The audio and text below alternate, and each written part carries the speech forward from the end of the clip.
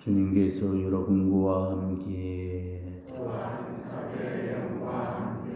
성령 마르코가 전한 거룩한 복음입니다.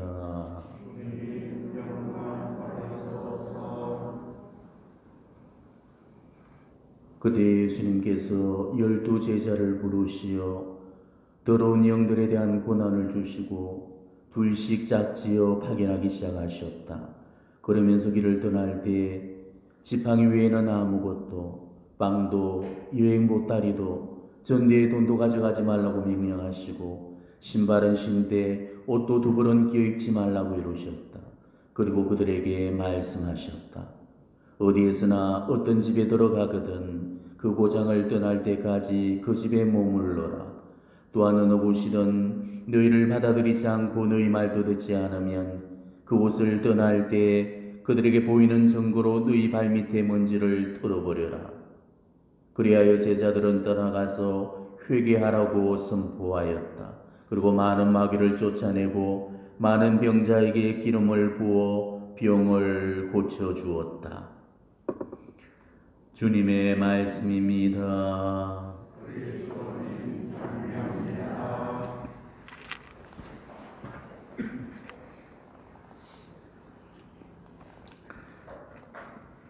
오늘 복음은 예수님께서 12 제자를 파견하시면서 주시는 당부의 말씀이 되겠습니다. 오늘 복음의 내용을 대충 요약해 보면은 예수님께서 제자들에게 3가지 것을 요청하셨다는 사실을 알 수가 있을 겁니다. 맨 처음으로 지팡이 외에는 아무것도, 빵도 여행 보따리도 전대에 돈도 가져가지 말고 신발은 신되 옷도 두 벌은 끼입지 말라는 것, 이거를 요구하셨고요.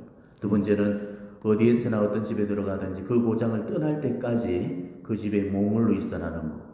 그리고 마지막 3번째는 어느 곳이든지 너희를 받아들이지 않고 너희 말도 듣지 않으면 바로 그곳을 떠날 때 그들에게 보이는 증거로 너희 발밑에 먼지를 털어버리라는 것입니다.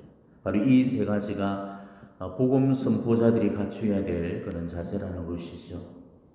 첫 번째 요청사항은 즉 지팡이 외에는 아무것도, 빵도 여행 보따리도 전대에 돈도 가지 말고 신발은 신되 옷도 두 벌은 끼입지 말라는 것.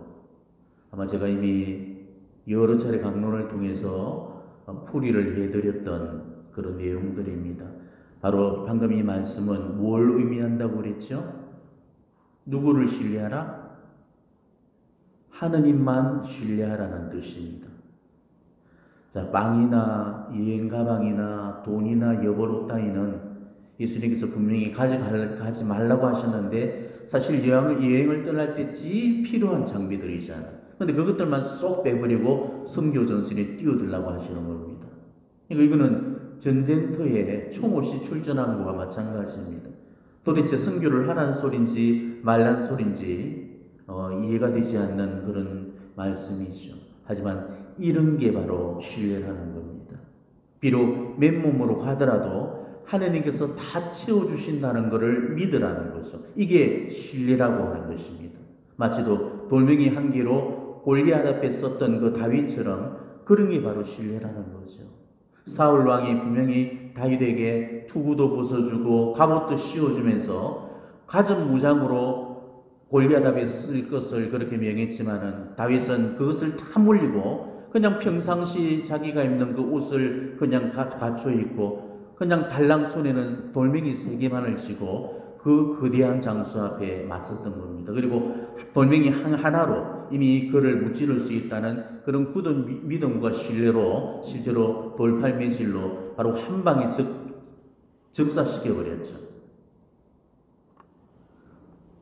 예수님께서는 제자들에게 이렇게 일러주셨습니다.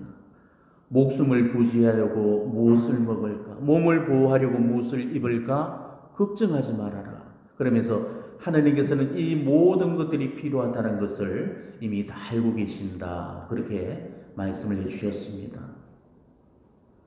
대데레사 성령께서는 하나님을 소유한 사람은 모든 것을 소유한 것이다. 이렇게 말씀하셨죠. 그러니까 하나님만 신뢰하면은 하나님은 이 모든 것들을 다 내어주십니다. 하나님은 창조주 하나님이시기 때문에 당신이 다 만드신 것이고 그 만물이 다 당신의 것이죠. 그리고 당신을 신뢰하는 그 자녀들에게 이 모든 것을 공짜로 주시는 분입니다. 빵이 없으면 빵을 주시고, 돈이 모자라면 돈을 채워주시고, 필요한 물건들은 그때마다 조달해 주시면서 우리를 가장 좋은 선으로 이끌어 가시는 분입니다. 그렇기 때문에 하나님 한 분 외에 우리가 챙겨야 될 그 품목은 아무것도 없다는 그런 사실도 알아야 된다는 거죠. 그러니까 첫 번째 요청사항은 바로 하나님께 신뢰를 두라는 그런 말씀인 겁니다.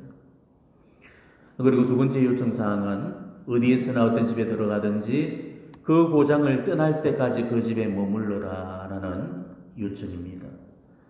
이 말씀 역시도 다소 이해가 가지 않는 그런 말씀일 겁니다.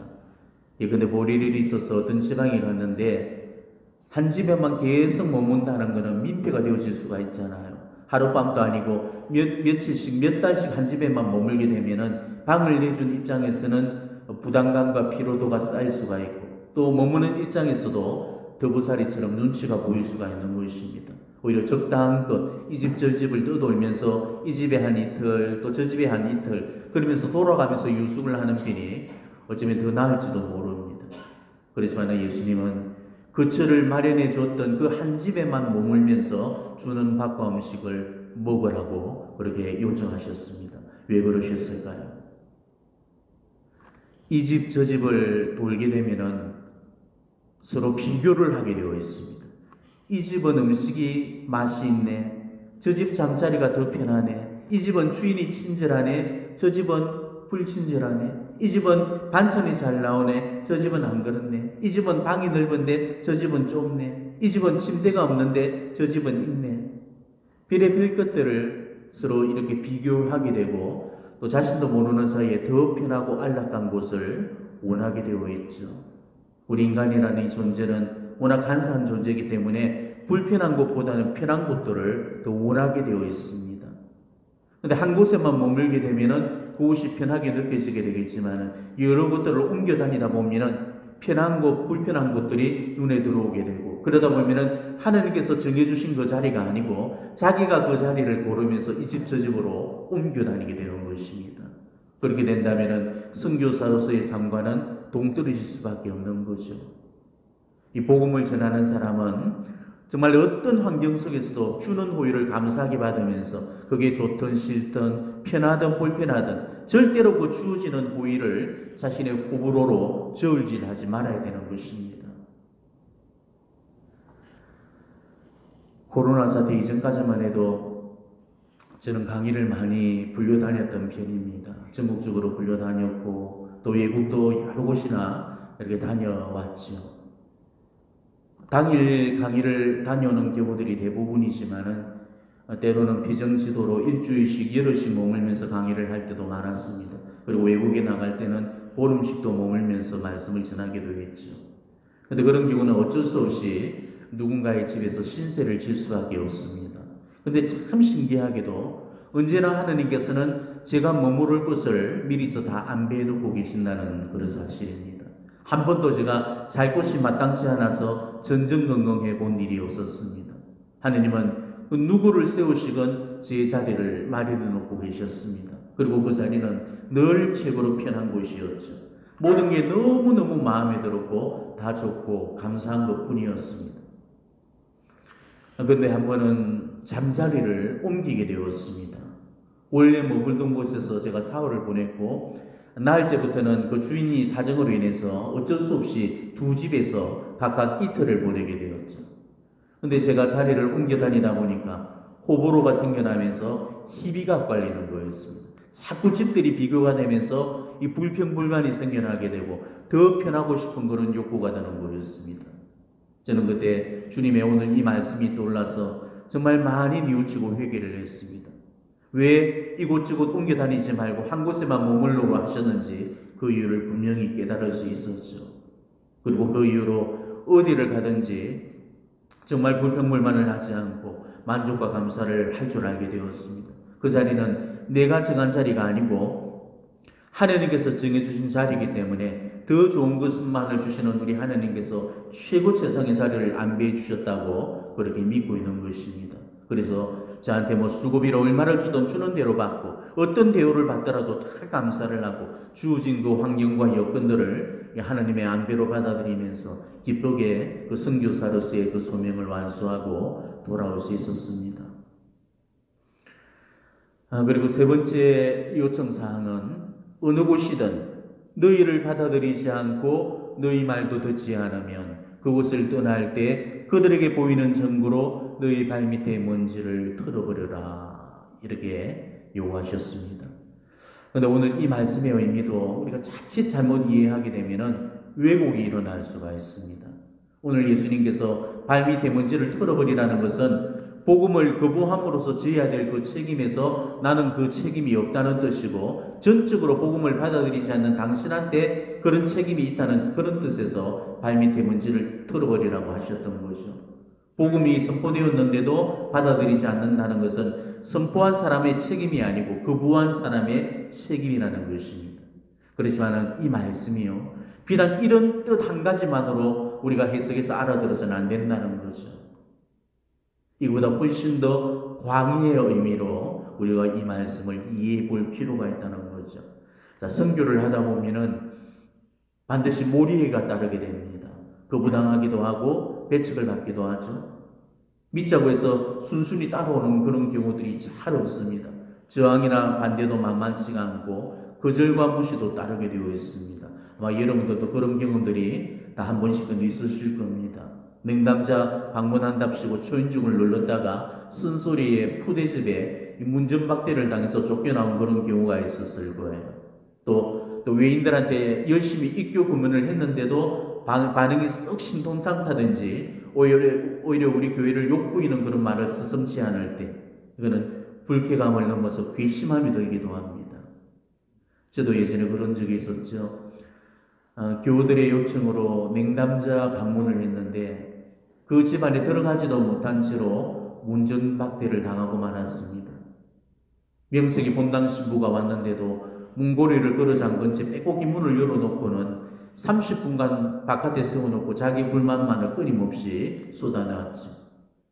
차라리 애초에 안 믿겠다고 가시라고 했으면 차라리 발걸음을 옮겼을 건데 욕만 바가지를 벗고 문을 닫아버리는 거였습니다. 정말 기가 막히고 어이가 없었죠. 제가 사제로 살면서 신자들한테 받은 무례 중에 정말 손에 꽂을 정도의 그런 큰 무례였습니다. 무례라고 하기보다는 오히려 능멸에 가까웠죠. 정말 돌아오는 길에는 분이 삭제를 않았습니다. 돌아와서도 분이 삭제를 않는 거였습니다. 정말 몇 날 며칠을 바로 그 고약한 신자 때문에 마음이 상하고 분노가 들끓었어요. 그러면서 별의별 생각들이 다 드는 거였습니다. 넌 그렇게 살면 멸망이야. 죽어봐야 눈물을 흘리면서 정신을 차리지. 네가 하나님의 사제를 부끄럽게 만들었으니까 하나님께서도 반드시 네한테 그런 안갚음을 해주실 거야.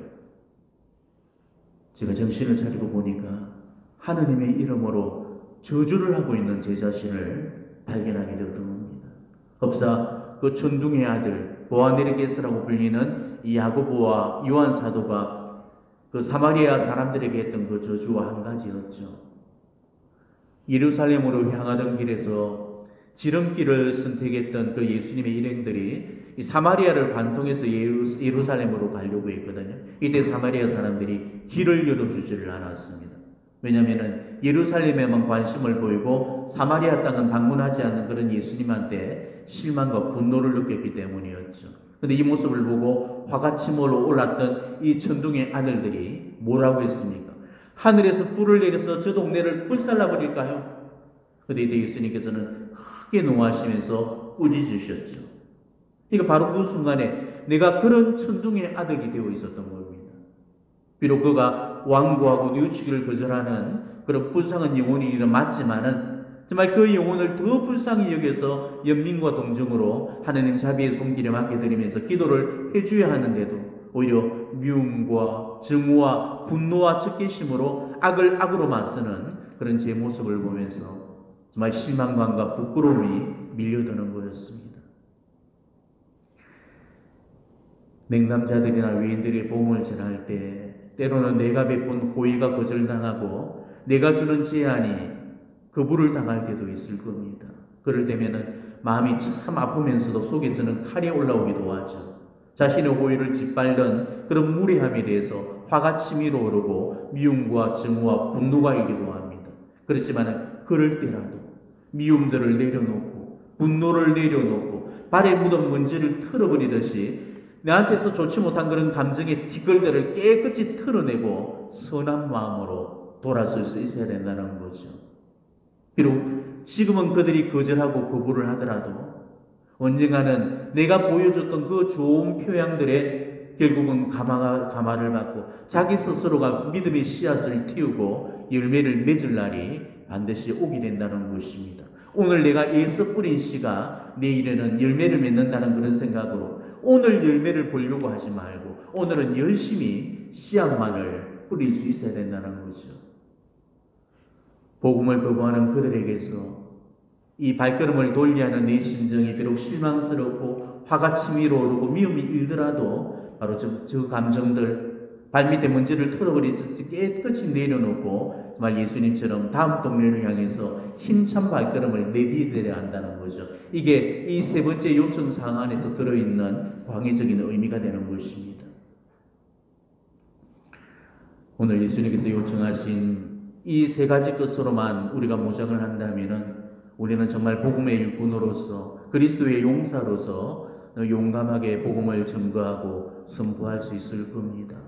오늘 바로 이 세 가지 요청사항들 속에서 정말 각자가 반성하고 성찰해야 될 것이 있으리라고 여기십니다. 과연 어느 준비에 소홀함이 있는지를 보시고 정말 자신에게 부족한 그 선지의 자세를 보다 더 잘 훈련시켜서 정말 복음의 선포자로서의 사명을 보다 더 잘 감당할 수 있는 그런 여러분이 되시기를 진심으로 축원합니다. 아멘.